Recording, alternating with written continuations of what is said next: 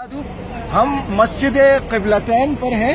اس مسجد کے دو قبلے ہیں، شمال اور جنوب، دونوں طرف قبلے ہیں۔ اور قصہ یہ ہے کہ اس مسجد میں نماز ہو رہی تھی۔ دو روایات ہیں، ایک تو یہ کہ آپ صلی اللہ علیہ وسلم خود نماز پڑھا رہے تھے، اور دوسرا یہ ہے کہ بنو سلمہ کے لوگ یعنی صحابہ یہاں نماز پڑھ رہے تھے، اور قبلہ اس سے پہلے بدل چکا تھا، کیونکہ آپ صلی اللہ علیہ وسلم کی خواہش تھی کہ قبلہ بیت المقدس سے بیت اللہ کی طرف ہو جائے۔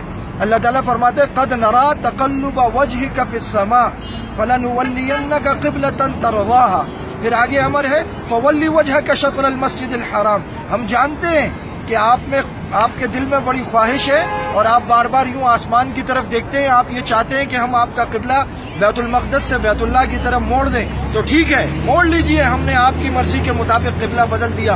حضور کی نگاہ اٹھی، آپ کی دعا تھی، دل کی تمنا تھی، اللہ تعالیٰ نے قبلہ بدل دیا۔ تو دوسری روایت یہ ہے کہ وہ صحابی آئے، لوگ نماز پڑھ رہے تھے بیت المقدس کی طرف منہ کر کے، تو اس نے کہا کدھر منہ کر کے نماز پڑھو، قبلہ تو بدلا جا چکا ہے۔ تو صحابہ نماز میں ہی گھوم گئے، تو اسے مسجد قبلتین کہا جاتا ہے، دو قبلوں والی مسجد، شمال اور جنوب دونوں طرف اس کے محراب بنے، دونوں طرف قبلہ ہے۔